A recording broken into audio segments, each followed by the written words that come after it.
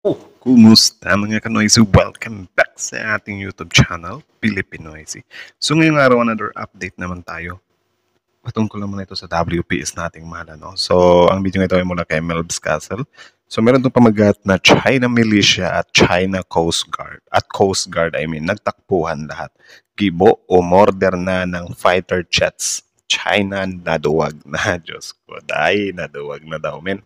So, bago natin simulan, Melbs Castle, supportahan nyo yan. Tapos, syempre, kung trip nyo ng mga ganitong reaction video, may kasama kayong manood. Huwag nyo na rin kalimutang supportahan yung YouTube channel natin, Pilipinoisy. So, mga kanoisy, hindi na natin to patatagalin pa. Simulan na natin, baka agawin pa ng China. Again, ang pamagat ng video ito. China Militia at Coast Guard nagtakbuhan. Nagtakbuhan lahat. Gibo, umorder na ng fighter jets. China naduwag na. So again, Melbs Castle, Pilipinoisy, like, comment, share, subscribe. Start. Ang dahilan bakit nagtatakbuhan ang China. Start 0. Ito pala ang dahilan bakit nagtatakbuhan ang China. US Defense Secretary Lloyd Austin III ibinunyag na may US Task Force Ayungin Shoal. May US Armed Forces palang nakabantay sa resupply mission sa West Philippine Sea. Kaya pala naduduwag ang China ng mag-water cannon ngayon. Mga takot pala. Pero kahit walang nagwa-water cannon, tinanong pa rin si Secretary Austin, papaano kung totoong atakihin talaga ng China ang AFP o ang Philippine Coast Guard? Ano ang re-responde ng US Army? Hindi na raw magsasalita dyan ng US, pero sisiguraduhin ng Amerika ang aaksyon sila laban sa China at sisiguraduhin pagsisisihan po ng mga Chinese. Sana lang talaga kasi yun, hanggat hindi talaga nangyayari, men, na parang tinulungan or tutulungan tayo ng Amerika after ng mga pang-water cannon or pambubuli ng China. Hindi pa rin talaga ako as some kind matutuwa, no? So hanggat hindi talaga yun mangyayari kasi yun nga, maraming maraming pagkakataon na yun nga parang yung ironclad na gulat na lang tayo, may naputulan na ng daliri, na na yung mga barko, butas-butas na, 'di ba? Pero hindi pa rin nagkaroon ng tamang resback, kundi parang diplomasya pa lang daw. So hangga't hindi talaga nangyayari, men, parang I think hindi pa yan yung tamang time para magdiwang na yun, tinulungan na rin tayo sa wakas ng US. Something like that. Kaya pala walang napapabalitang kumpol ng Chinese Maritime Militia. Kaya pala dumidistansya ang China. May kinakatakutan pala sila. They've used dangerous and escalatory measures to enforce their expansive South China Sea maritime claims. When it comes to what we will do, I won't speculate or make about any hypotheticals when it comes to our mutual defense treaty. But we have emphasized, and you heard me just emphasize it a couple of minutes ago, that we remain committed to the treaty. We stand with the Philippines, and we condemn dangerous actions by the PRC. Well, syempre, pasalamat pa rin tayo sa Amerikano kasi yun nga, stand pa rin sila sa Pilipinas. Which is malaking factor din kasi para sa atin yun. Kasi syempre, mapapakamot sa ulo yung China ba na parang, oh my God, bakit ang tigas talaga ng Pilipinas? Bakit sila talaga yung pinapanigan ng karamihang bansa? Diba? Para din, sampal din kasi sa mukha ng China yan against lawful Philippine operations in the South China Sea. Again, this is concerning behavior. And we've made this point to our Chinese counterparts a number of times in a number of forums. So. Hindi lang yan ang iiyakan ng China. Bukod sa US Task Force Ayungin Shoal, may paparating pa na F-16 fighter jet mula sa Philippine Air Force. Nako. Tapos ngayon, kakabalita lang na aprobado na ni Defense Secretary Gibo Chodoro ang pagbili ng 12 F. Grabe. F-16 tapos meron ding F-50. 12 sila. So, my goodness. Magandang balita yan, men. A-50 fighter jet. Tapos papalakasin pa yung missile capability ng kasalukuyang 12 jet ng Philippine Air Force. Yo. Mas pinalakas to para sa giyera. At alam nyo na ang kasunod niyan. Magrereklamo na naman ang Chinese Foreign Ministry at sasabihin mababait sila. Tayo ang nagsisimula ng gulo. Huwag na raw tayo magpoto sa mabait-mabait na yan na totoong kaibigan daw ang China. Banta ang China sa buong mundo. China is a real... Ay, naku, itong China talaga ang tigas ng mukha talaga nila, men. Serious threat to the Philippines, and the Philippines understands that the United States is its true economic and security partner of choice. Nagbitaw naman ng mabibigat na salita si Armed Forces General Chief Romeo Brawner. Kung hindi tayo aatakihin ng China, wala namang gulong mangyayari. May kapayapaan.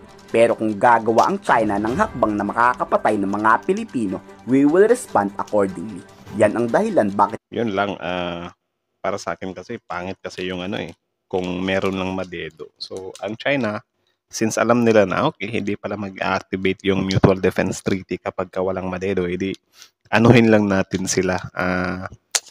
Anong tawag dyan? Sugatan ba? Something like that. So, nakakalungkot din yung part na yun kasi alam naman natin, karamihan sa atin dito, gustong-gusto talaga natin na kapag ka mangbabangga or mangwawater cannon yung China, gantihan talaga natin. Para hindi sila mamuro ba? 'Di ba? So sana lang talaga magawa nila ng paraan yan, Especially ngayon na si Donald Trump na yung presidente ng US. Sana talaga. Bumuo ang Amerika ng US Task Force Ayungin dahil hindi papayag ang AFP na may mamatay dyan tapos wala tayong ganting mangyayari. Ensuring that our forces stand united in the face of challenges. The Combined Coordination Center will be a vital nexus for our joint operations, a gateway for information sharing and strategic coordination. It will enhance our ability to collaborate during crisis, fostering an environment where our strengths combine to safeguard peace and security in our region. This center embodies our aspirations, a hub where innovation meets partnership. Yun. Where we will train as one, we will plan as one, and we will respond as one. Sana lang talaga 100% na as one, It will elevate our capabilities in humanitarian assistance, disaster response, and maritime security, ensuring that we can act swiftly and effectively when the need arises. Yun. Kung totoong matatapang ang mga Chinese, sampulin nila ang mga Pilipino. Tignan natin kung anong aksyon ang gagawin ng Amerika. Ano sa tingin nyo? Missile attack? Ikomento sa baba inyong saloobin. Missile attack, Naramdam mo talaga yung galit ni Melb's Castle sa Chinese, Well, tayong lahat naman siguro dito galit sa China sa pang-aangkin nila ng teritoryo ng Pilipinas, di ba? So, yun lang naman. Ganang video nito mula kay Melb's Castle. So, supportahan nyo yan. Original video link in the description box below. Tapos, syempre, bago nyo iwan yung channel natin, huwag nyo na rin kalimutang supportahan yung YouTube channel natin, Pilipinoy. So, like, comment, share, subscribe. So, yun. Takbuhan na daw sila.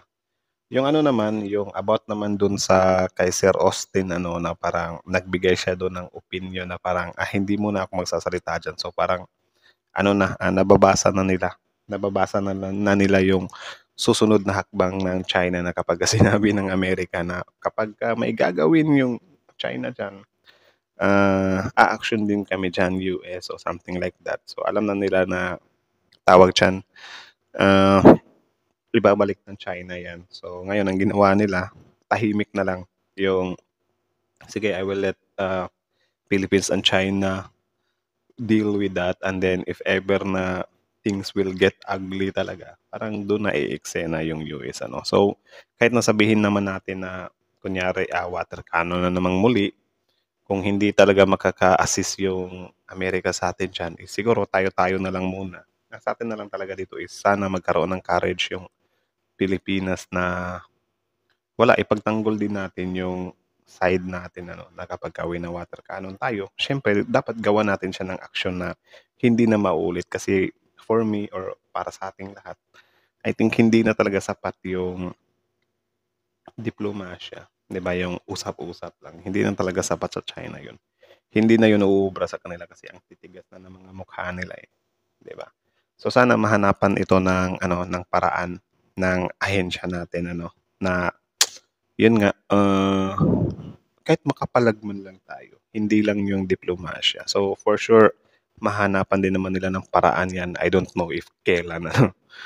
So, yeah, about naman dun sa F-16 at F-50. Sobrang good news dun nun para sa Pilipinas kasi syempre, nadagdagan na naman ang ating depensa, 'di ba? Or yung kagamitan natin. So sana mapagtuunan din ito ng gobyerno natin na maparami pa lalo kasi I think yung F-50 ang nadagdag lang nun is 12 lang. So sige, given na parang at least meron. So sana next time mas marami pa ba? 'Di ba? Like maglikom talaga tayo. Yung mga siguro yung mga pondo na mga hindi nagagamit, yung napopondo lang, yung mga kinukurap lang ng mga buhaya sa politika, mga politiko natin.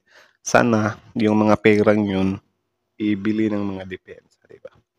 So, yeah. Hanggang dito na lang. Kayo na masasabi nyo dito. Comment down below. Tapos yun, pag-usapan natin yan sa comment section. So, again, Melbs Castle, Filipinoise. Like, comment, share, subscribe. Filipinoise is out.